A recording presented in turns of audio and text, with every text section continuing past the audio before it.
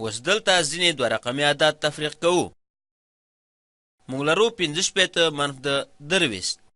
له تاسو غواړم ویډیو ودروئ او که چېرته دغه تاسو حل کولی شئ، زه پوهیږم چې تاسو خپل کوښښ کړی. راځئ ترسره کړو. زه غواړم له 21 خانې څخه پیل کړم او هغه ده چې په 21 خانه کې شتون لري په زیړ رنګ ښودل کیږي. نو دغه یو دلته په 21 خانه کې شتون لري.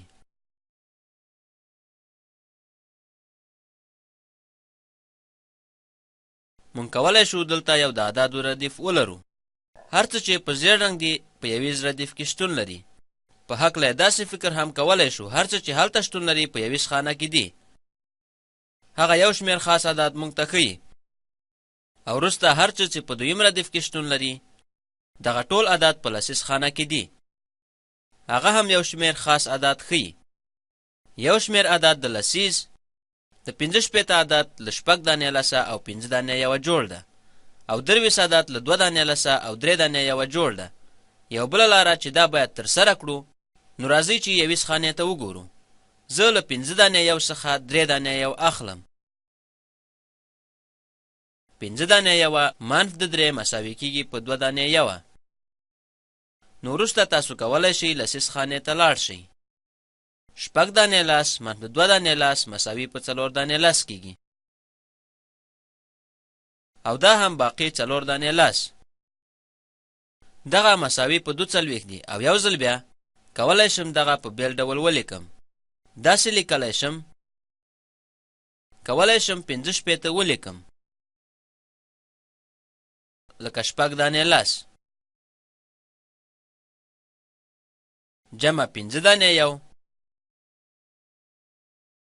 دلته مې ونه لیکه ځکه چې دلته ولیکل شي لس ویل کیږي.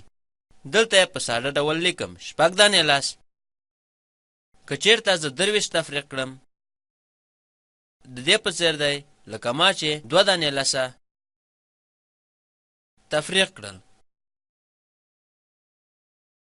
نو وروسته 3 دانې یوه، وروسته له هغه تفریق کوم 3 دانې یوه. د هغه حاصل به څو کیږي؟ ښه، دلته 5 دانې یوه 3 دانې یوه لرو.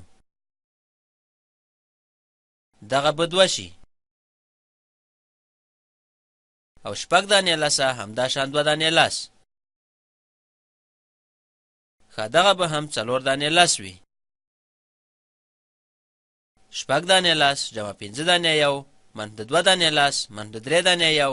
د هغه حاصل کیږي 4 دانې لس او 2 دانې یو. 4 دانې لس او 2 دانې یو او یا هم 42.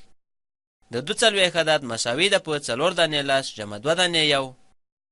له نیکه مرغه دغه لیک شانته منطقي تر سترګو کیږي.